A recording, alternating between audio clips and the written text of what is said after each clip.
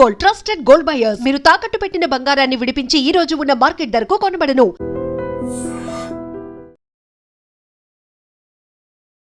Hi నమస్తే, welcome to iDream media. నేను మీ రొద్దం శ్రీనివాస్.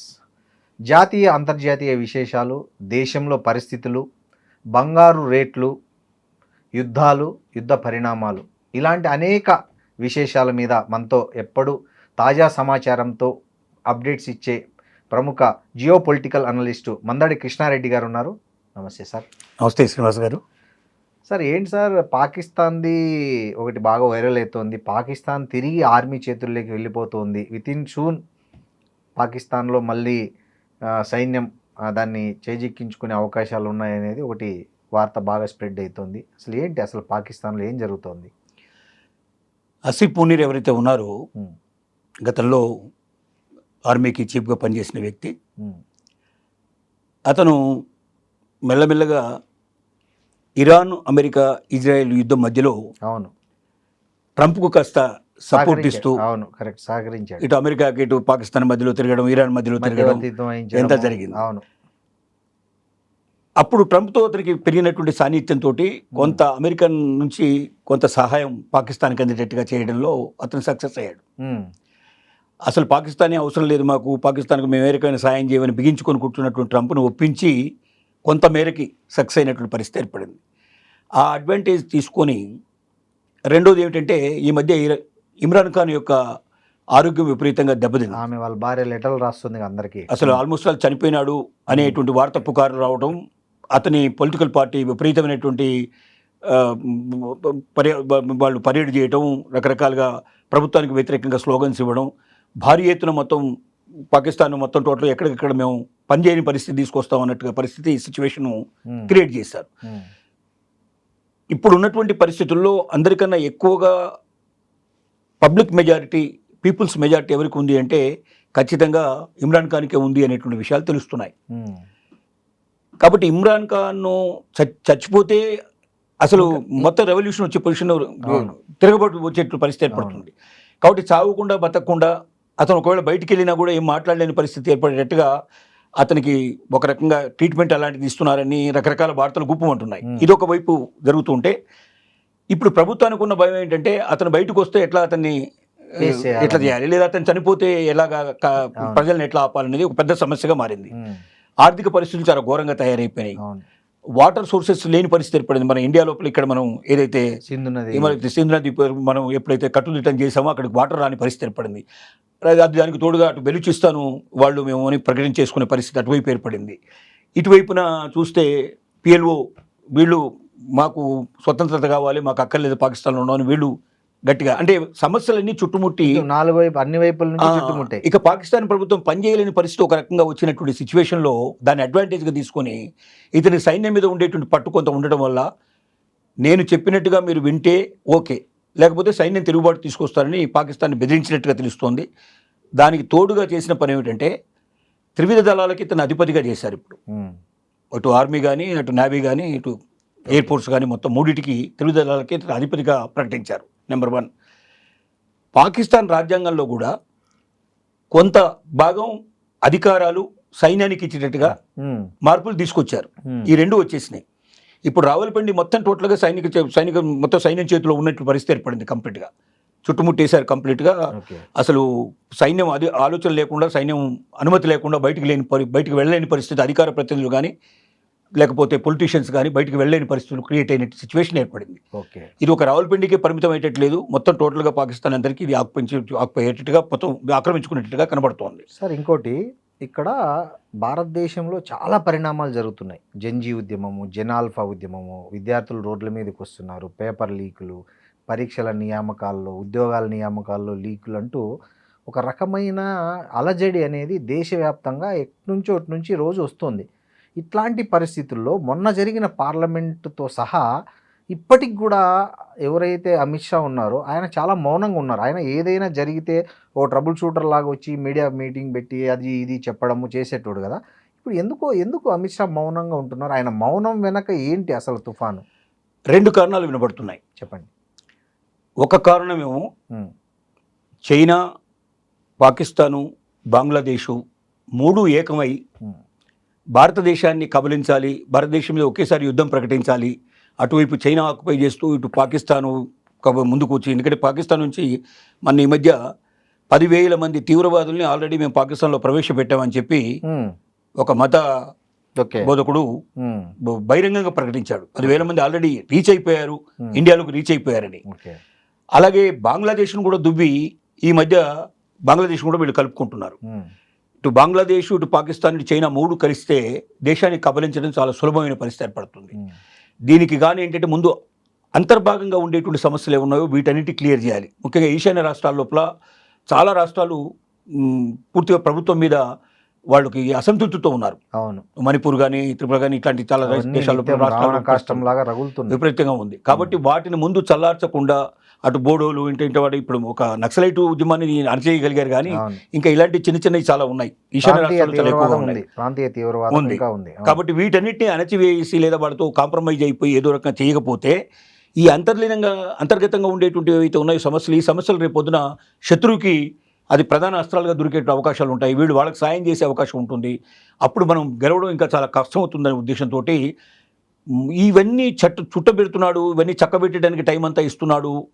అందుకే మిగతా వాటి మీద కాకుండా ఒక్కొక్క రాష్ట్రాన్ని, ముఖ్యంగా ఈశాన్య రాష్ట్రాల్లో ఎక్కువ సమయాన్ని గడుపుతున్నాడు, వాళ్ళని పిలుచుకొని మాట్లాడుతున్నాడు.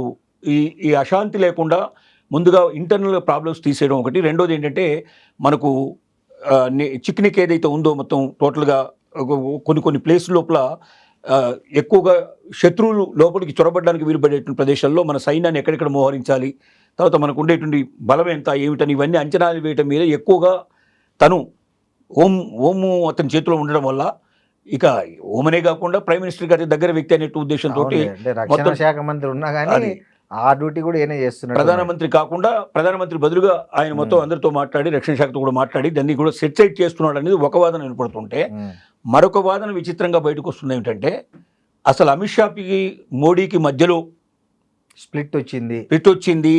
అమిత్ షాని తొందరలోనే మంత్రివర్గం నుంచి కూడా బయటకు పంపించే అవకాశం ఉంది అనేది రెండవ వాదన వినపడుతుంది. ఈ వాదనకి ఎక్కువగా మనం చెప్పడానికి ఆధారాలు అయితే ఇంకా కనబట్టలేదు ఎక్కువ, కానీ బట్ వార్త మాత్రం సోషల్ మీడియా లోపల చక్కర్లు కొడతా ఉంది, అది తిరుగుతూ ఉంది. ఆర్ఎస్ఎస్ కు మోడీ అమిత్ షా మధ్య స్ప్లిట్ ఉందనే తెలుసు, కానీ ఇప్పుడు ఏకంగా వీళ్ళిద్దరి మధ్య అసలు ఇద్దరు జంట కవులు కదా సార్. వీళ్ళిద్దరి మధ్య స్ప్లిట్ రావడానికి కారణం ఏంటంటే కుటుంబం, అమిత్ షా కుటుంబం అనేది కొంత బయట తెలుస్తున్న విషయం.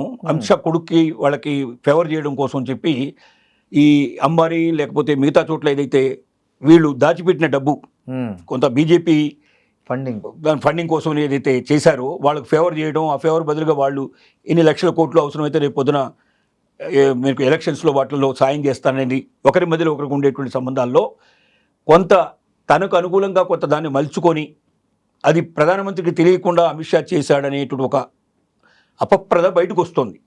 అంటే ఇవన్నీ నిజాలని మనకు తెలియదు, వాస్తవ పరిస్థితి పుకార్లు మాత్రం బయటకు వస్తున్నాయి.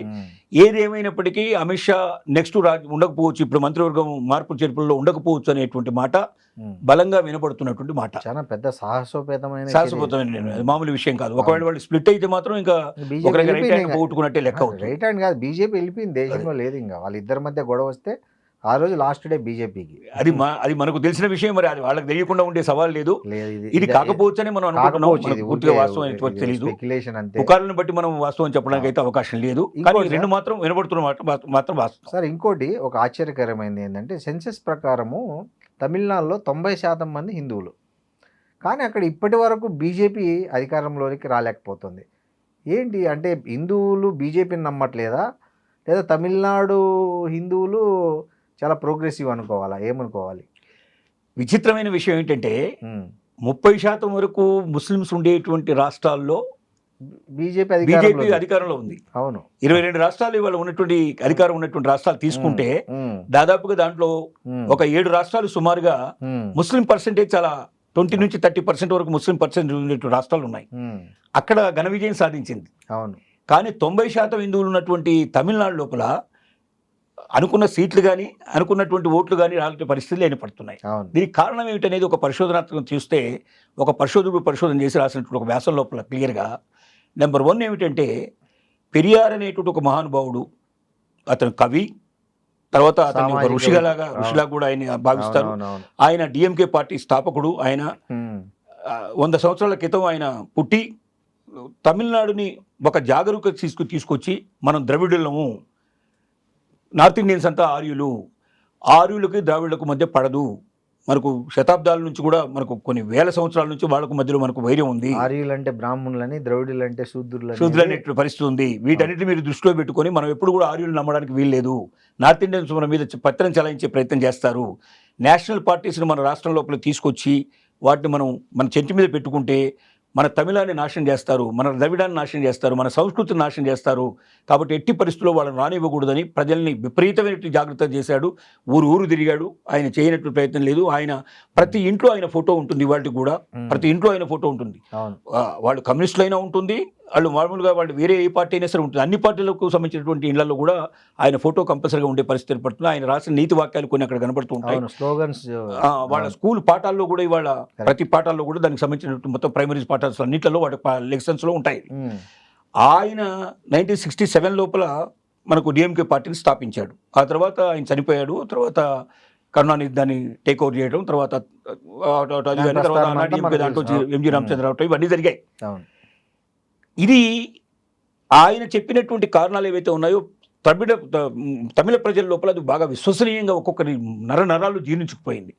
అందుకే వాళ్ళు ఈవెన్ కాంగ్రెస్ అంతకుముందు పెత్తనం చేసింది కొన్నాళ్ళు, 10-15 సంవత్సరాలు, 67 దాకా కాంగ్రెస్ ఉంది. స్వాతంత్రం వచ్చినప్పటి నుంచి 67 దాకా కాంగ్రెస్ ఏలింది. ఆ తర్వాత ఇక కాంగ్రెస్ గాను బీజేపీ కానీ నేషనల్ పార్టీస్ని ఏమీ దగ్గర రానివ్వలేదు. ఏదో 1-6 సీట్లు ఏవైనా అక్కడ ఉన్నటువంటి వాటితోటి కలిసి ఉండటం వల్ల కాంగ్రెస్ 3 సీట్లు వచ్చాయి, అంతకు తప్ప వేరే ఏం లేదు. వాళ్ళ పరిస్థితి ఎప్పుడు బాగాలేదు. ఈ స్థితి లోపల 3 ముఖ్యమైన కారణాలు కనబడుతున్నాయి. ఒకటి ఏమిటంటే నేషనల్ పార్టీస్ని, ముఖ్యంగా బీజేపీని ఒకవేళ రాణిస్తే నార్త్ ఇండియన్స్ యొక్క ప్రాబల్యం ఎక్కువ పెరిగిపోయి మనకున్నటువంటి ద్రవిడ సంస్కృతి, మన తమిళ సంస్కృతి పూర్తిగా నాశనం అయిపోతుంది అనే భయం ఒకటి వాళ్ళకు బాగా పట్టుకుంది. రెండోది ఏమిటంటే వాళ్ళు తమిళాన్ని ఎంత ప్రేమిస్తారంటే అన్ని రాష్ట్రాల్లో మీకు హిందీ వచ్చినా ఇంగ్లీష్ వచ్చినా మీరు సులభంగా వెళ్ళి అక్కడ వ్యాపారం చేయొచ్చు, వ్యవహారాలు నడుపుకోవచ్చు. మీరు హాయిగా మీరు మీ రాష్ట్రంలో ఉన్నట్టుగానే ఆ రాష్ట్రంలో కూడా మనం ఉండడానికి మనకు అవకాశం ఉంది. కానీ తమిళనాడులో అది లేదు. తమిళనాడుకి ఎవరు వెళ్ళినా తమిళ్ నేర్చుకోవాల్సిన పరిస్థితి ఉంటుంది. వాడికి ఇంగ్లీష్ వచ్చినా హిందీ వచ్చినా మాట్లాడు, తమిళ్లోనే మాట్లాడు. వాళ్ళకున్నంత మాతృభాష అభిమానం ఏ ఎవరికి లేదు. అంత గట్టిగా, అంత ఛాందసవాదులు అనుకోవచ్చు, లేకపోతే వాళ్ళంత పిడివాదులు అనుకోవచ్చు, మీరు ఏదైనా వాదులు అనుకోవచ్చు. కానీ తమిళ మీద వాళ్ళకి అమితమైన ప్రేమ. కాబట్టి మా తమిళం ఎక్కడైనా నశించిపోతుందేమో, వాళ్ళ వాదన వాళ్ళు మన నెత్తి మీద పెట్టుకుంటే వాళ్ళు హిందీని బాగా డెవలప్ చేస్తారు. ఎందుకంటే త్రిభాషా సూత్రం తీసుకొచ్చేసి వ్యతిరేకించింది వాళ్ళే కదా. మీరు ఇంగ్లీషు హిందీ దాంతో పాటుగా లోకల్ లాంగ్వేజ్ పెట్టుకోమన్నారు. కానీ హిందీ కంపల్సరీగా ఉండాలని కండిషన్ పెట్టారు. ఆ కండిషన్కి వ్యతిరేకంగా తమిళ్లో ఎదురు తిరిగారు. మిగతా వాళ్ళు పాటిస్తున్నాం. మన తెలంగాణలో, ఆంధ్రప్రదేశ్లో ఎప్పటి నుంచో మనం హిందీని ఎప్పటి నుంచో మనం సెకండ్ లాంగ్వేజ్గా, థర్డ్ లాంగ్వేజ్గా మనం ఇంట్రడ్యూస్ చేసుకున్నాం. కానీ వాళ్ళు మాత్రం ఒప్పుకోలేదు, ఆ విషయానికి ఇప్పటిదాకా ఒప్పుకోలేదు. కాబట్టి మన తమిళ్ నశిస్తుంది అనే భయం వాళ్ళకి నరనరాల్లో పట్టుకొని ఉంది. ఈ రెండుకి తోడుగా మూడోది ఏమిటంటే సరైన నాయకుడు, బీజేపీకి సంబంధించిన వాడిని కరెక్ట్ నాయకుడు ఇంతవరకు ప్రొజెక్ట్ చేయలేని పరిస్థితి ఏర్పడింది. ముఖ్యంగా సినిమాకు సంబంధించినటువంటి ప్రభావం తమిళంలో విపరీతంగా ఉంటుంది. ఫస్ట్ మనం తీసుకుంటే కరుణానిధి గారితో స్టార్ట్ అయిందని మనకున్నా కూడా, కరుణానిధి కూడా సినిమాకు సంబంధించిన వాడే. ఆయన పాటలు రాశాడు, తర్వాత కథలు రాశాడు, తర్వాత సినిమాలు తీశాడు, అన్ని చేశాడు ఆయన. ఆ తర్వాత వచ్చినట్టు ఎంజి రామచంద్రన్ దాంట్లో వచ్చిన వాడే. ఎంజి రామచంద్రన్ రోగంతో ఆయన అమెరికాలో పడుంటే ఆయన పేరు మీద పార్టీ ఘన విజయం సాధించి అధికారంలోకి వచ్చింది. అప్పుడే జయలలిత వచ్చి దాన్ని టేక్ ఓవర్ చేసింది. జయలలిత కూడా ఆమె సినిమాకు సంబంధించిన వ్యక్తి. ఇప్పుడున్నట్టు విజయ్ కూడా సినిమాకు సంబంధించిన వాడే. అంటే సినిమా ప్రభావం ఎట్టి పరిస్థితుల తమిళ మీద చాలా ఎక్కువ ఉంది. తమిళనాడు మీద 67 నుంచి ఇప్పటిదాకా సినిమాకు సంబంధించిన వ్యక్తి తప్ప ఇంకెవడు రాజ్యం వెళ్ళిన పరిస్థితి మనకు కనబడదు అక్కడ సిచ్యువేషన్. ఈ సిచ్యువేషన్ లోపల బీజేపీకి ఒక బలమైన మందు. కొన్నాళ్ళు రజనీకాంత్ అనుకున్నారు, రజనీకాంత్ వెంటబడ్డారు. రజనీకాంత్ నేను స్వంతంగా పార్టీ పెట్టలేను, నేను ఏ పార్టీలో చేరలేను, నేను సినిమాకి పరిమితం అవుతా అని చెప్పి లాస్ట్కి ఆయన బయటకు వచ్చేసాడు. కమల్ హాసన్ అనుకున్నారు, కమల్ హాసన్ వేరే సొంత పార్టీ పెట్టాడు, ఆయన కూడా పెట్టాడు.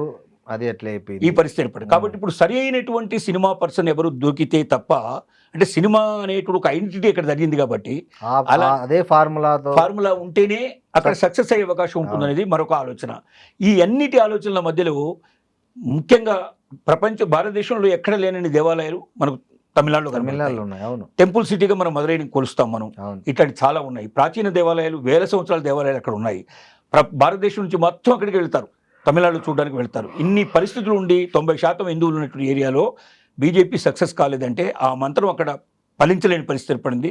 కారణం ఏంటంటే భిన్నమైన దృక్కోణంతో ఆలోచించే పరిస్థితి, ఒక 100 సంవత్సరాల చరిత్ర లోపల నార్త్ ఇండియన్స్ను అసహించుకునేటి హేట్ చేసేటువంటి ఒక కల్చర్ అక్కడ డెవలప్ అయింది కాబట్టి అక్కడ బీజేపీ పెద్దగా సీట్లు కానీ ఓట్లు కానీ సంపాదించలేని పరిస్థితిలో ఉన్నది అనేది మనకు స్పష్టంగా అర్థమవుతుంది. ఇంకోటి సార్, మొన్న జంతర్ మంతర్ దగ్గర ఒక మెరుపులాగా ఒక ఉద్యమం జరిగి పోయింది. అట్లనే ఒక మెరుపులాగా అట్లా స్పార్క్లే పోయింది. యాంటీ రిజర్వేషన్ ఉద్యమం ఏంటి అది అసలు? అది అనుకోకుండా అక్కడ రావడం అయిపోవడం, అది వన్డే అయిపోయింది, వన్డే మ్యాచ్ లాగా అయింది. అది ఏంటి దీని వెనక బీజేపీ ఉందనేది కొంతమంది అంటున్నారు. అసలు ఏంటి యాంటీ రిజర్వేషన్ ఉద్యమం వెనక నిజంగా బీజేపీ ఉందా? ఒకవేళ ఉంటే దానికి ఏమాత్రం ఇది ఉపయోగపడుతుంది వచ్చే ఎన్నికల్లో? 2 కారణాలు తెలుస్తున్నాయి. ఒకటి సోషల్ మీడియా ఉద్యమాలు. ఇంతకుముందు సోషల్ మీడియా అనేది ఎరుగు మామూలుగా టైంపాస్ కోసం ఉపయోగించేటువంటి ఉద్యమంలాగా ఉండేది. ఎవరి మీదనైనా ఏదైనా కొత్తగా ఏదైనా పుట్టించాలంటే, పుకార్లు పుట్టించాలంటే అదే అనేటువంటి పరిస్థితి ఉండేది. ఇప్పుడు అలా కాకుండా ఒకసారి కాక్రోచ్ జనతా పార్టీ ఎప్పుడైతే అధికారంలో అంటే ఒకసారి ముందుకు వచ్చిందో, మన ఏ పొలిటికల్ పార్టీ సాధించలేని విజయాన్ని అది సాధించడం ఎప్పుడైతే జరిగిందో అప్పుడు సోషల్ మీడియా ఉద్యమాల మీద నమ్మకం అనేది బాగా ఏర్పడింది. సరే, ఇప్పుడు మరి కాక్రోచ్ జనతా పార్టీ సక్సెస్ అయింది కాబట్టి ఎప్పటి నుంచో మన దేశం లోపల అంబేద్కరే చెప్పాడు, ఏం చెప్పాడు, ఆయన రాజ్యాంగంలో చెప్పాడు, ఇది కొద్ది రోజులు మాత్రమే రిజర్వేషన్స్ ఉండాలి, ఇది శాశ్వతంగా రిజర్వేషన్స్ ఉండడానికి వీల్లేదని ఆయన ఒక మాట చెప్పాడు. కానీ రోజు రోజుకి రిజర్వేషన్స్ పెరిగే పరిస్థితి ఏర్పడింది. ఇప్పుడు కులగణన కూడా చేసి ఏ కులానికి ఎంతైతే సంఖ్య ఉందో దాని ప్రకారంగా రిజర్వేషన్స్ చేసేయండి అని చెప్పేటువంటి స్థితికి వచ్చేసింది సిచ్యువేషన్. అంటే ఇక కులగణన పూర్తయి రిజర్వేషన్స్ గురించి ఒక్కసారి కులగణన పూర్తి కాగానే బీసీలు ఊరుకోరుగా 50% పైన ఉన్నట్టు విషయం ఎప్పుడైతే తెలుస్తుందో మాకు 50% మినిమం ఖచ్చితంగా రిజర్వేషన్స్ కావాలని చెప్పి వార్తలు స్టార్ట్ అవుతాయి.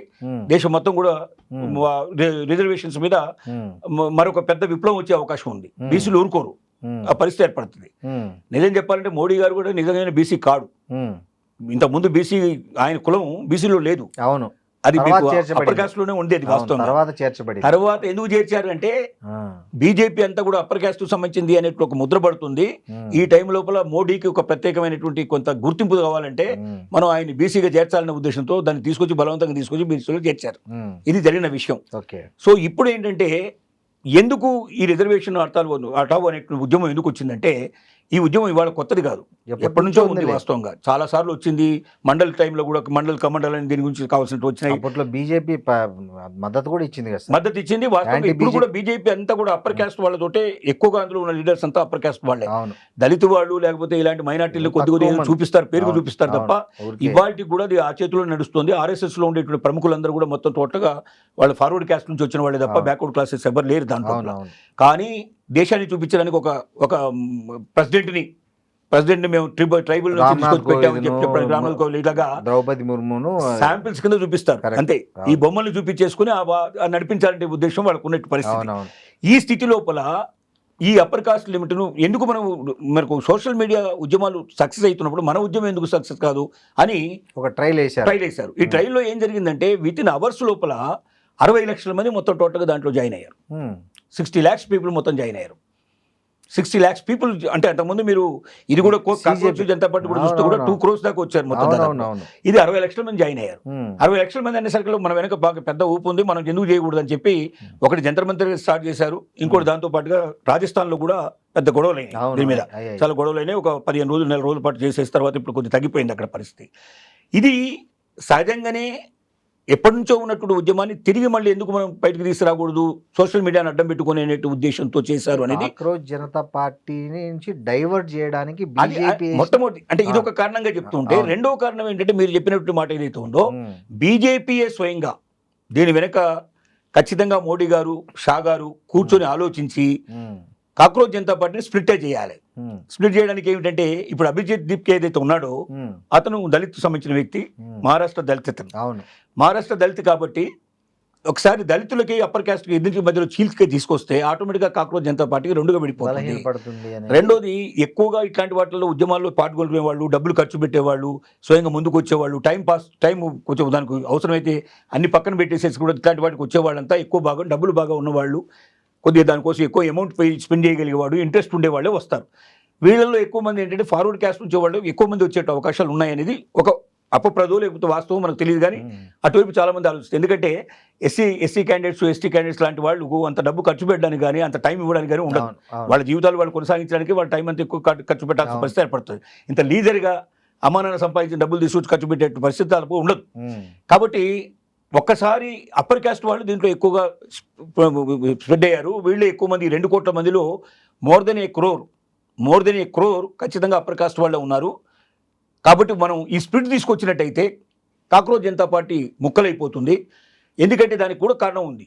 ఒకసారి ఈ విద్యాశాఖలో ఉన్న మధ్య విద్యాశాఖ మంత్రిని ఎప్పుడైతే వాళ్ళు తప్పించేశారో, వాళ్ళు ఏం చెప్పారంటే మేము ఇక్కడితో మేము ఆగదలుచుకోలేదు మొత్తం. అవును, ఇక జరగబోయేటువంటి మొత్తం ఏవైతే అంశాలు ఉన్నాయో, ఒక విద్యాశాఖకు సంబంధించిన విషయమే కాదు, ఎక్కడెక్కడ రాజ్యాంగానికి ప్రమాదం ఏర్పడుతుందో, ఎక్కడెక్కడైతే హక్కులకు భంగం జరుగుతుందో అక్కడ మేము ఖచ్చితంగా ఆందోళన చేస్తామని ప్రకటించారు. అంటే ఈ ఉద్యమం ఇక్కడితో ఆగేటట్లేదు, ఇది ఇక కంటిన్యూ అయ్యేటట్టుగా జరుగుతుంది. రేపు ఎలక్షన్లో కూడా దీని ప్రభావం చూపించే పరిస్థితి ఏర్పడుతుంది. బీజేపీ ముందుకు రాలేదు అనే భయంతో కావాలనే బీజేపీ దీని వెనక ఉండి ఈ ఉద్యమాన్ని నడిపిస్తోంది. ఈ ఉద్యమాన్ని ఇంకా ప్రజ్వలింపజేయడానికి అన్ని రాష్ట్రాల్లో ఒకేసారి తీసుకొచ్చేందుకు కూడా ప్రయత్నాలు జరుగుతున్నాయని కూడా ఒక ఇన్ఫర్మేషన్ బయటకు వస్తోంది.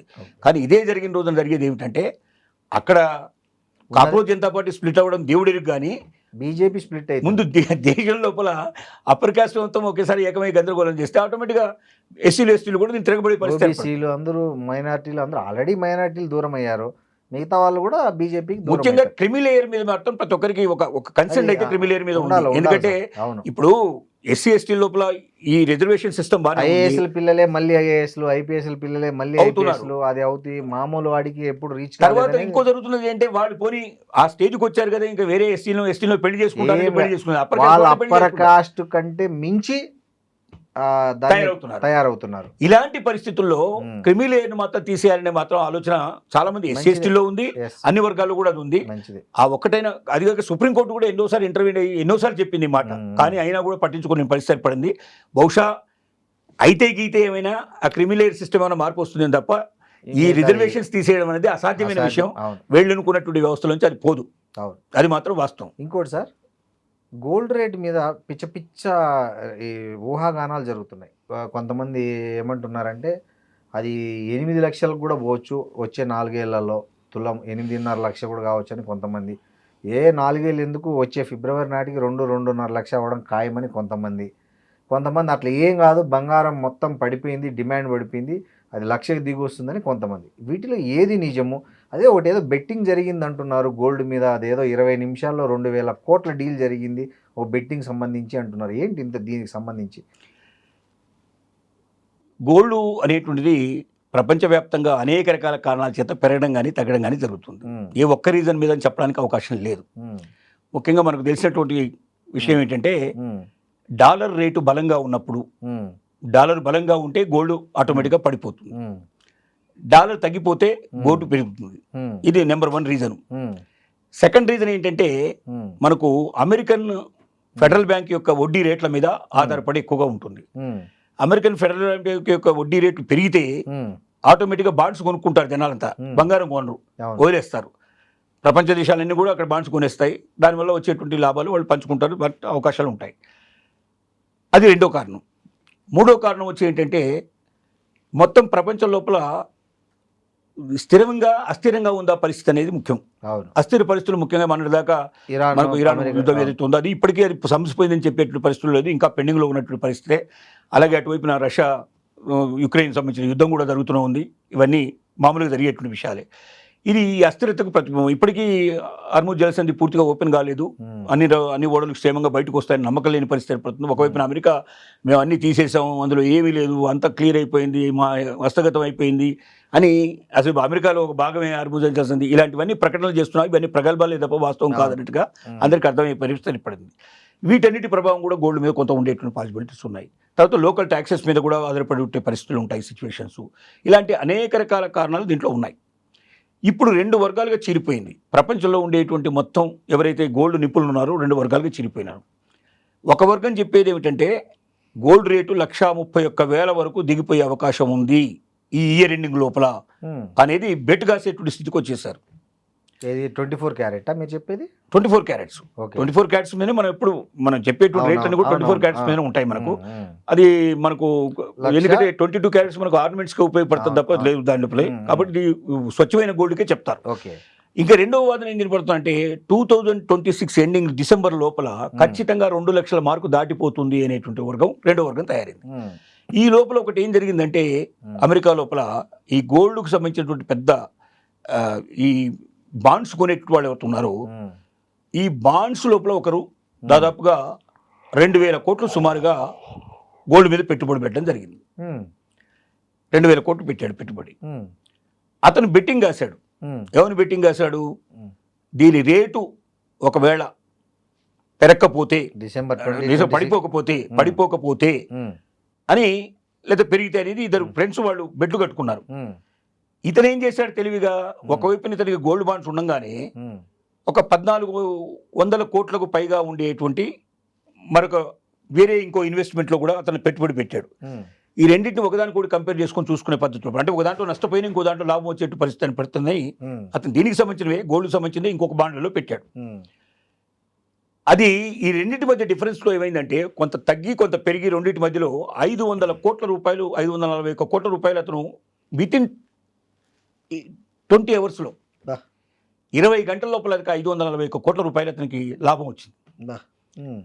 అంటే గోల్డ్లో అలాంటి విచిత్రాలు కూడా జరుగుతాయని మనకు దీన్ని బట్టి అర్థమైపోయిన పరిస్థితి ఏర్పడింది. ఏదైనా సాధ్యమే అటు సిచ్యువేషన్. ఏది ఏమైనప్పటికీ ఇద్దరు అంగీకరిస్తుంది. ఎవరైతే తగ్గుతుంది రేటు బాగా 1,31,000కు పడిపోతున్న వాళ్ళు అలాగే 2 లక్షలు దాటుతుందన్న వాళ్ళు ఇద్దరు అంగీకరించే ఒక విషయం ఏమిటంటే 2027 ఏప్రిల్ నాటికి ఖచ్చితంగా గోల్డ్ రేటు విపరీతంగా పెరుగుతుంది. అది 3 లక్షలు దాటినా 4 లక్షలు దాటినా ఆశ్చర్యపడాల్సిన అవసరం లేదు గోల్డ్ అని. సిల్వర్ అయితే 5 లక్షల నుంచి 6 లక్షలు దాటినా ఆశ్చర్యపడాల్సిన అవసరం లేదనేది ఇద్దరు ఒప్పుకుంటున్న నిజం. కాబట్టి కొనుక్కునే వాళ్ళు చేయాల్సిన పని ఏమిటంటే ఏమాత్రం తగ్గినా ఇప్పుడు 160 పైన నడుస్తుంది, 1,60,000 పైన నడుస్తుంది.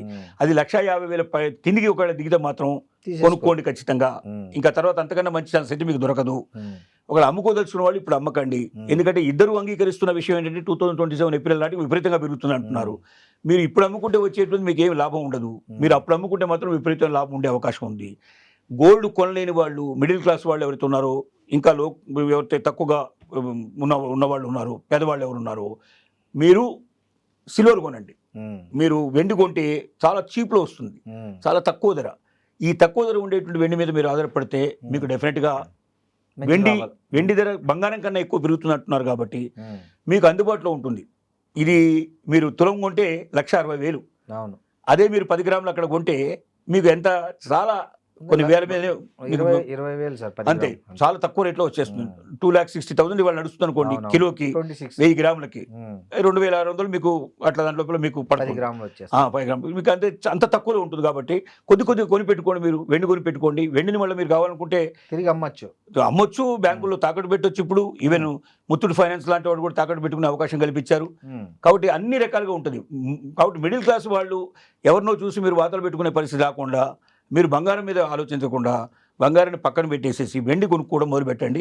ఈ వెండి మీకు బంగారం కన్నా మించినటువంటి లాభాన్ని మీకు తెచ్చిపెడుతుందని మనం గ్యారంటీగా చెప్పగలుగుతాం. మనం సుప్రీంకోర్టు మొన్న ఒక జడ్జిమెంట్ ఇచ్చింది సార్ ఈ వాహనాల ఇన్సూరెన్స్ మీద. ఏంటి అసలు ఆ జడ్జిమెంట్ ఏంటి మనకు, అంటే ఎట్లా ఉపయోగపడుతుంది వాహనదారులకు? అది ఇన్సూరెన్స్లో 2 రకాలు ఉన్నాయి సార్. వాహనాలకు సంబంధించిన ఇన్సూరెన్స్లో కాంప్రహెన్సివ్ ఇన్సూరెన్స్ అని ఒకటి ఉంటుంది. అవును. రెండోది థర్డ్ పార్టీ ఇన్సూరెన్స్ అని 2 ఉంటాయి. అవును. సహజంగా కాంప్రహెన్సివ్ ఇన్సూరెన్స్లో ఏమవుతుందంటే మీకు 2 కవర్ అవుతాయి. అవును, థర్డ్ పార్టీ కవర్ అవుతుంది. వెహికల్ డ్యామేజ్ అయినా, మన వాహనానికి ఏమన్నా డ్యామేజ్ అయిపోతే కూడా ఆటోమేటిక్గా ఇన్సూరెన్స్ వాళ్ళు పూర్తిగా మనకు చేసిస్తారు, కొత్తగా తయారు చేసి ఇచ్చేస్తారు అంతా. అలాగే ఎయిటి వాడికి కొడితే కూడా ఆటోమేటిక్గా వాడికి కూడా మనం చేసినటువంటి ఇన్సూరెన్స్ వల్ల వాడికి డబ్బులు వచ్చేస్తాయి. కానీ కొంతమంది ఏం చేస్తున్నారంటే ఈ 2 చేయకుండా సెల్ఫ్గా వాడి వాహనానికి మాత్రమే ఉపయోగపడ్డట్టుగా కాంప్రహెన్సివ్ ఇన్సూరెన్స్ దీన్ని మైనస్ చేసేసి వాడు చేసుకునే ప్రయత్నం చేస్తున్నాడు. వాళ్ళ వరకే చేసుకుంటారు, థర్డ్ పార్టీ ఇన్సూరెన్స్ చేయడం లేదు. దానివల్ల ఏమవుతుంది, వాహనాన్ని కొట్టినప్పుడు వాడికి రూపాయి రావడం లేదు. కోర్టులలో కేసులు సంవత్సరాల తరబడి మురిగే పరిస్థితి ఏర్పడుతుంది. అంటే నష్టపోయిన వాడు ఎవరైతే బాధపడుతున్నాడో, వాడు ఏమీ తెలియని వాడు అమాయకుడు, వాడికి పోయి వీడు గుద్దాడు, వీడు తీసుకుపోయి వాడు గుద్దేశాడు, వాడు నష్టపోయినాడు, మోసపోయినాడు, వాడు ప్రాణం పోయింది, లేకపోతే ఇంకో రకం జరిగింది. ఆ కుటుంబం మొత్తం రోజు మీద పడే పరిస్థితి ఏర్పడుతుంది.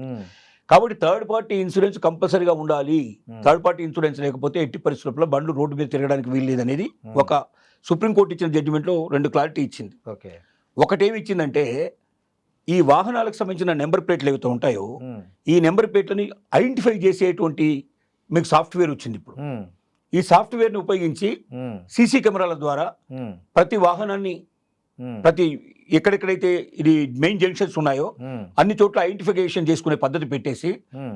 ఒక రాష్ట్రంలో ప్రవేశించినప్పుడు ఆ రాష్ట్రంలో అది ఎక్కడో ఒక దగ్గర దాన్ని తీసేయాలి. Hmm. తీస్తే ఏమవుతుంది, ఆ నెంబర్ ప్లేట్ ద్వారా Hmm. మీకు అది ఎవరు ఓనర్ ఎవరు, తర్వాత దానికి సంబంధించిన ఇన్సూరెన్స్ డీటెయిల్స్ అన్ని బయటకు వస్తాయి. Hmm. ఆ ఇన్సూరెన్స్ ఒకవేళ థర్డ్ పార్టీ ఇన్సూరెన్స్ లేకపోతే ఇమీడియట్గా వాహనానికి ఫైన్, పెద్ద మొత్తంలో ఫైన్ వేసేసేయండి. Hmm. ఇట్లా రాష్ట్రం వచ్చినప్పుడల్లా చేయండి. Hmm. ఆ రోజుకు అయిపోయింది, రెండో రోజు వస్తే 2 రోజులు వేసేయండి. ఇలాగా ఎన్ని రోజులు బయటకు వస్తే అన్ని రోజులు వాహనం మీద మీరు డబ్బులు వేయడం మొదలు పెడితే Hmm. ఆ భయంతో దీనికన్నా ఇన్సూరెన్స్ కట్టుకోవడం చాలా మేలైన ఉద్దేశంతో వాడు ఇన్సూరెన్స్ కట్టేస్తాడు అవును. Hmm. అనేది ఒక జడ్జిమెంట్లో చెప్పినటువంటి విషయం.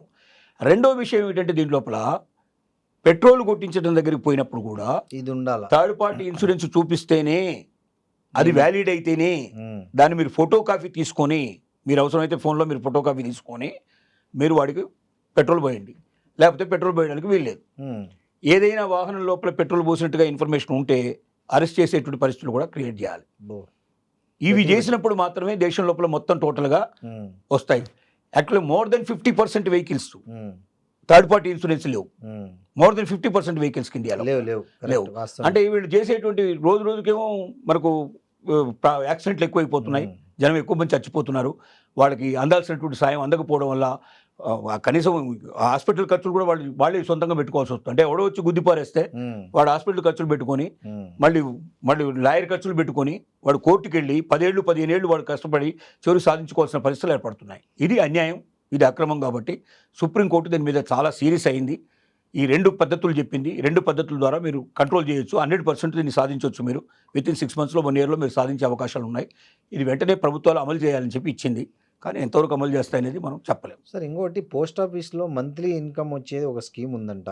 నెలకు 16.2% అంటే దగ్గరగా ₹1.5 ఇంట్రెస్ట్, అంతేనా సార్? అంతే. వచ్చే స్కీమ్ ఒకటి ఉందంట. ఏంటి ఆ స్కీమ్ సార్? పోస్ట్ ఆఫీసుల లోపల ఒకప్పుడు ఉన్నప్పుడు మనం చూస్తే లెక్కిస్తే వాళ్ళ పోస్ట్ ఆఫీసులకి ఆ పోస్ట్ ఆఫీస్ పాత పోస్ట్ ఆఫీస్ చాలా తేడా ఉంది. Hmm. ఇవాళ పోస్ట్ ఆఫీసులు చాలా గణనీయంగా అభివృద్ధి అయినాయి. Hmm. బ్యాంకులతో పోటీ పడేటువంటి స్టేజ్కి వచ్చాయి. Hmm. ఆన్లైన్లోనే మొత్తం చేస్తాయి. అవును, మొత్తం మీరు పోస్ట్ ఆఫీస్కి వెళ్ళాల్సిన అవసరం Updated లేకుండా ఇంటి లేండి దగ్గర మొత్తం. కూర్చొని అకౌంట్ ఓపెన్ చేయొచ్చు, ఇంటి దగ్గర కూర్చొని డబ్బులు డ్రా చేసుకోవచ్చు. ఇలాంటి సిచ్యువేషన్ ఏర్పడింది. ఆన్లైన్లోనే. ఇంకోటి ఏంటంటే మీకు బ్యాంకులు లేని చోట పోస్ట్ ఆఫీసులు ఉంటాయి. అవును, ప్రతి ఊర్లో మీకు ఎక్కడైనా ఊర్లో పోస్ట్ ఆఫీస్ ఉంది. కనపడే అవును. అవకాశం ఉంది. Hmm. ప్రతి ఏరియాకు పోలీస్ స్టేషన్, ఆటోమేటిక్గా పోస్ట్ ఆఫీస్ కూడా ఉంటుంది. పోలీస్ స్టేషన్తో పాటు పోస్ట్ ఆఫీస్ కూడా మనకు దొరికే అవకాశాలు ఉన్నాయి. ఈ స్థితిలో పోస్ట్ ఆఫీసు ఒక స్కీమ్ ద్వారా మీకు ఒక మెథడ్లో మీరు వెళితే Hmm. మీకు 16.2% ఇంట్రెస్ట్ క్యాల్కులేట్ అయ్యే పాజిబిలిటీ ఉన్నదని ఒక లెక్క చూపిస్తున్నారు. ఏంటది? ఏంటా లెక్క అంటే Hmm. మంత్లీ మీరు స్కీమ్ ఏదైతే ఉందో, మంత్లీ ఇన్వెస్ట్మెంట్ స్కీమ్ ఏదైతే ఉందో, Hmm. ఈ స్కీమ్ లోపల ఫస్ట్ మీరు ఒక 5 లక్షల రూపాయలు మీరు పే చేశారు అనుకుందాం. Hmm. బ్యాంకులు పెట్టారు, ఫిక్స్డ్ డిపాజిట్లో పెట్టారు. Hmm. మీరు ప్రతి నెల మీకు 3,500 రూపాయల దాకా, మీకు 3,400 చిల్లర మీకు ప్రతి నెల మీ అకౌంట్లోకి వచ్చి పడుతుంది. Hmm. కొంత అమౌంట్ వస్తుంది. Hmm. ఈ అమౌంట్ని మీరు ఏం చేయాలంటే వెంటనే సుకన్య సమృద్ధి యోజన అనేటువంటి ఇంకో పథకం ఉంది. అది ఆడపిల్లలు ఆడపిల్లల కోసం చేసేటువంటి పథకం. ఈ పథకంలోకి ఈ డబ్బులు మళ్ళీ ఇస్తుండాలి. అంటే అప్పుడు స్టార్ట్ చేయాలి. అమ్మాయికి 1 సంవత్సరం ఉన్నప్పుడు మీరు స్టార్ట్ చేశారు అనుకుందాం లెక్క. 3,400. 15 సంవత్సరాలు వరుసగా మీకు ఈ 5 లక్షల మీద వచ్చేటువంటి వడ్డీ మొత్తం కట్టుకుంటే మీకు 5,50,000 రూపాయలు వస్తుంది. మీకు 5,50,000 రూపాయలు వస్తుంది. వడ్డీయే. మీ అసలు అమౌంట్ అట్లాగే ఉంటుంది. మీ 5 లక్షలు మీరు కదించట్లేదు, 5 లక్షలు అట్లాగే ఉంటున్నాయి.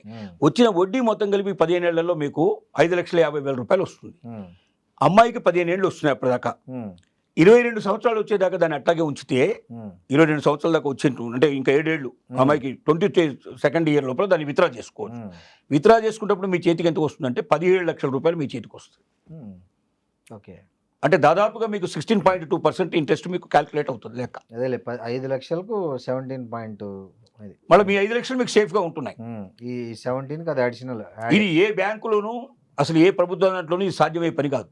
ఓన్లీ ఆడపిల్లలు ఉన్న తల్లిదండ్రులకు అది కూడా ఇది బాగా 15 ఏళ్ళ లోపల ఉన్న తల్లిదండ్రులకు ఈ స్కీమ్ బాగా చేసుకోవడానికి బాగుంటుంది. అంటే ఇప్పుడు వాళ్ళకి లేకపోయినా వాళ్ళ పిల్లలుగా అయినా ఉండొచ్చు, లేదా వాళ్ళ మనవరాళ్ళు అదే అదే అలాంటి వాళ్ళ మీద కూడా కట్టడానికి పాసిబిలిటీస్ ఉన్నాయి దీంట్లో. ఇదేం సార్ ఇంకోటి పిఎంది ₹1,00,000 వేస్తే 60,000 వస్తుంది, ఏంది అదేంది ఆ స్కీమ్ ఏంటి అసలు? ఇది మనకు హెచ్డిఎఫ్సి బ్యాంక్ లోపల ఒక స్కీమ్ పెట్టారు. ఓకే. హెచ్డిఎఫ్సి బ్యాంకులో ఏమిటంటే మనకు ₹1,00,000 చొప్పున ప్రతి సంవత్సరం కట్టడం ప్రారంభిస్తే ఈ స్కీమ్ లోపల దాదాపుగా మీరు 5 సంవత్సరాలు మీరు డబ్బులు అట్లాగే ఉంచినట్టయితే 7 సంవత్సరాల పాటు ఎవరి ఇయర్ 1,00,000 కట్టాలా? 7 ఏళ్ళు ఎవ్రీ ఇయర్ ₹1,00,000 కట్టాలి. 7 ఏళ్ళు కడితే ₹7,00,000 అవుతాయి మీకు. ప్రతి నెల మీకు ₹60,000 మీకు వస్తుంది. ఇప్పుడు 7 ఇయర్స్ తర్వాత 7 ఇయర్స్ తర్వాత 100 ఇయర్స్ దాకా వస్తుంది. అసలు కాకుండా ఇది ఇప్పుడు మీకు 100 ఇయర్స్ దాకా మీకు అమౌంట్ వస్తూనే ఉంటుంది. మీరు అసలు తీయడానికి వీల్లేదు, అసలు ఎట్లా ఉంచాలి. మీరు ₹60,000 చొప్పున నెలకు చొప్పున మీకు మొత్తం టోటల్గా 100 ఇయర్స్ దాకా మొత్తం టోటల్గా మీకు వస్తుంది. ఒకవేళ ఈ మధ్యలో చనిపోయిన వ్యక్తి ఎవరైతే చేశారో వాళ్ళు చనిపోతే పెద్ద మొత్తంలో అమౌంట్ మొత్తం ఒకేసారి పే చేస్తారు, ఎవరు నామినీకి పే చేస్తారు. సో ఇది అద్భుతమైన స్కీమ్ అనేది ఇప్పుడు ఉన్నటువంటి స్కీమ్లలో ఇది అద్భుతమైన స్కీమ్గా గణనీయంగా వచ్చింది. ₹60,000 లక్షకు ₹60,000 అనేది చాలా పెద్ద అమౌంట్. ₹7,00,000 అట్లా ఉన్నా కూడా ఆ తర్వాత ప్రతి నెల ₹60,000 చొప్పున వస్తుంది, జీవితాంతం వస్తుంది, 100 ఇయర్స్ దాకా వస్తుంది. ఇది అక్కడ ఆపేసేది మళ్ళీ మీరు 15 ఏళ్ళ తర్వాత మీరు కట్టాల్సిన అవసరం లేదు. 15 ఇయర్స్ కట్టాలి, 15 ఇయర్స్ మొత్తం పే చేయాలి. 15 ఇయర్స్ పే చేసి మీరు ఆపేస్తే 100 ఇయర్స్ దాకా మీకు దాని రిజల్ట్ వస్తుంది. ఇది మనవాళ్ళ పేరు మీద మనవాళ్ళ పేరు మీద కట్టేయచ్చు, లేదా ఆడపిల్లల పేరు మీద కట్టేయచ్చు. వాళ్ళకి ₹1,00,000 సంవత్సరానికి ₹1,00,000 వచ్చాయంటే దీంట్లో రకరకాల స్కీమ్స్ ఉన్నాయి. ఒక పద్ధతి ప్రకారం ఇట్లా వస్తే ఇంకా కొంచెం మీరు అమౌంట్ తగ్గించుకున్నా కొంచెం పెంచుకుంటే ఇంకా ఎక్కువ బెనిఫిట్ వస్తుంది, తగ్గించుకుంటే తక్కువ వస్తుంది. సంవత్సరానికి మినిమం ₹1,00,000 వచ్చేటువంటి స్కీమ్ అతి తక్కువలో ఉండేటువంటి. మీరు 1,00,000 కట్టకుండా 30,000 కట్టుకుంటూ పోతే మీకు ₹1,00,000 వస్తాయి సంవత్సరానికి. సో ఒక ₹1,00,000 100 ఇయర్స్ అంటే బతికినంత కాలం కదా, ఆ మనిషి బతికినంత కాలం ₹1,00,000 ప్రతి సంవత్సరం వస్తాయంటే దాన్ని బట్టి మీరు ఏదైనా ఒక దీనికోసం ఏదైనా ప్రాపర్టీ కొనుక్కోవడానికో లేదా బంగారం కొనుక్కోవడానికో చిన్న వయసులో ఉండోళ్ళే స్టార్ట్ చేయడం బెటర్. చేయడానికి చాలా ఉంటుంది. చిన్న వయసులో చేస్తేనే ఎక్కువ బెనిఫిట్ వస్తుంది, చాలా ఎక్కువ అవకాశాలు ఉన్నాయి. ఇది పుట్టిన పిల్లలందరికీ ఇది స్టార్ట్ చేస్తే మిడిల్ క్లాస్ వాళ్ళకి కూడా పెద్దగా బర్డెన్ ఉండదు, ఇది చేసుకుంటే బాగుంటుంది ఈ స్కీమ్ అనేది చాలా వరకు రికమెండ్ చేయబడుతున్నటువంటి స్కీమ్ ఇది. సార్ ఆ మధ్య హైదరాబాద్ వార్తల్లో నిలిచింది ఏంటంటే 2 గేలు అఫిషియల్గా కోర్టు పర్మిషన్ తెచ్చుకొని పెళ్లి చేసుకున్నారు హైదరాబాద్ వాళ్ళే. మీకు గుర్తుంటుంది, ఒక 3-4 ఏళ్ళ జరిగింది నాకు గుర్తున్నంత వరకు. బట్ మొన్న సీన్ కట్ చేస్తే 2 ఉమెన్ కానిస్టేబుల్ పెళ్లి చేసుకున్నారు. ఏంటి అసలు ఇట్లాంటివి అప్పుడప్పుడు అట్లా వస్తుంటాయి, సమాజంలోకి దూసుకొస్తుంటాయి ఇట్లాంటి వార్తలు. దీన్ని ఎట్లా అర్థం చేసుకోవాలి మనం? అంటే ఐ మీన్ మనం వాళ్ళని తప్పు పట్టట్లేదు, వాళ్ళని రెస్పెక్ట్ చేస్తున్నాము, దట్ ఈస్ దేర్ రైట్. కానీ ఇట్లాంటివి అంటే పోలీస్ డిపార్ట్మెంట్లో ఒక చర్చనీయాంశంగా మారింది వీళ్ళిద్దరు కానిస్టేబుల్ల పెళ్లి అనేది. సో దాని గురించి మహారాష్ట్రలో ఈ సంఘటన జరిగింది. అవును, మహారాష్ట్రలో ఏం జరిగిందంటే 2 కానిస్టేబుల్ రిక్రూట్ అయ్యారు, వాళ్ళకి ట్రైనింగ్ జరిగింది. ట్రైనింగ్ అంతా ఒక దగ్గరే తీసుకున్నారు, వాళ్ళు ఒక రూమ్లోనే ఉన్నారు వాళ్ళు. రెండోది అక్కడ నుంచి పోస్టింగ్ వాళ్ళకి ఒక దగ్గరే ఇచ్చారు, పోస్టింగ్లో కూడా కలిసే ఉన్నారు వాళ్ళు. ట్రాన్స్ఫర్ అయింది, అక్కడ కూడా 2 కలిసే వెళ్ళారు. వీళ్ళలో ఒకరి మీద ఒకరికి అనురాగం అవరాగం ఇవన్నీ పెరిగాయి. తర్వాత దాంట్లో ఒక అమ్మాయి అబ్బాయిగా మారాలని చెప్పి డిసైడ్ చేసుకుంది. వీళ్ళు మ్యారేజ్ చేసుకొని డిసైడ్ చేసుకున్నారు. ఇంట్లో పెద్దవాళ్ళు ఒప్పుకోలేదు. ఒప్పుకోకపోయినప్పటికీ ఏం చేశారు, డేట్ డిసైడ్ చేసి రేపు ఆగస్టు 30వ తారీఖు డేట్ ఫిక్స్ చేసేసి పెళ్లి కార్డు కొట్టేసేసి అధికారులందరికీ పనిచేశారు. అందరికి వెళ్ళిపోయినాయి. వెళ్ళిపోయిన తర్వాత ఇంట్లో వాళ్ళు వచ్చి వాళ్ళు గొడవ పెట్టడం మొదలుపెట్టారు. మీరైనా చెప్పకూడదా, వాళ్ళకి కౌన్సిలింగ్ ఇవ్వాలి కదా, ఆడపిల్లలు పెళ్లి చేసుకోవడం ఏంటి, ఇది ఏమైనా చూసేది విడ్డూరమైన పరిస్థితి అని చెప్పి గగ్గోలు పెడుతూ పేరెంట్స్ వచ్చి గొడవ పెట్టడం మొదలుపెట్టారు. దాంతో ఏంటంటే వీళ్ళు తాత్కాలికంగా ఆపండి అని చెప్పి రిక్వెస్ట్ చేయడం జరిగింది. తాత్కాలికంగా మాత్రం పోస్ట్పోన్ చేసుకున్నారు, కానీ శాశ్వతంగా కాదు. దీనికి తోడుగా వాళ్ళకి ఒక ఎస్ఐ ఈ మధ్య అక్కడ మగవాడుగా మారటం జరిగింది, ఆడపిల్ల నుంచి మగవాళ్ళుగా మారటం జరిగింది. ఇప్పుడు ఆమెని మగవాడిగా ట్రీట్ చేయాలా, ఆడపిల్లగా ట్రీట్ చేయాలా, నెంబర్ 1. నెంబర్ 2 ఏమైందంటే వచ్చింది స్పోర్ట్స్ ఉమెన్ కోటాలో వచ్చింది, ఎస్ఐ అయింది. అవును, ఇప్పుడు ఉమెన్ మగవాడు అయినప్పుడు మరి పోస్ట్ ఉంచాలా తీసేయాలనేది ఒక పెద్ద ప్రశ్న. ఇలాంటి ప్రశ్నలను ఉద్భవించే పరిస్థితి. ఇప్పుడు జుట్టు విక్కుంటున్నారట అక్కడ, ఏం చేయాలో అర్థం కాక. ఇలాంటి వాళ్ళ సంఖ్య రోజు రోజుకి పెరుగుతోంది. అంటే ఆడపిల్లలు మగవాళ్ళుగా మారడం, మగవాళ్ళు ఆడపిల్లలుగా మారడం అదొక ప్రశ్న అయితే, మగవాళ్ళు ఆడవాళ్ళు పెళ్లి చేసుకోవడం, దానికి సుప్రీంకోర్టు కూడా గ్రీన్ సిగ్నల్ ఇవ్వడం వల్ల ఇప్పుడు ఎవరు కూడా కాదనడానికి వీల్లేదు. ఒకప్పుడైతే వీళ్ళు జాబ్స్ లో ఉన్నారు, వీళ్ళు ఆ కోటాల్లో వచ్చారు కాబట్టి అక్కడ న్యాయపరమైన సమస్యలు వచ్చాయి, అదొకటి వస్తుంది. పోలీస్ డిపార్ట్మెంట్ దగ్గరికి ఇలాంటి కేసులు వస్తాయి, పోలీసు వాళ్ళే ఈ పనిచేస్తే ఎక్కడికి పోవాలనేది ఇంకో ప్రశ్న వచ్చే పరిస్థితి అన్నమాట. ఇలాంటి కొన్ని అప్పుడప్పుడు కొన్ని విచిత్రమైనటువంటి పరిస్థితులు ఏర్పడతాయి. ఆ విచిత్రమైన పరిస్థితి ఇప్పుడు మహారాష్ట్ర పోలీస్ డిపార్ట్మెంట్ ఎదుర్కొంటుందని మనకు అర్థమవుతుంది. Okay, thank you sir.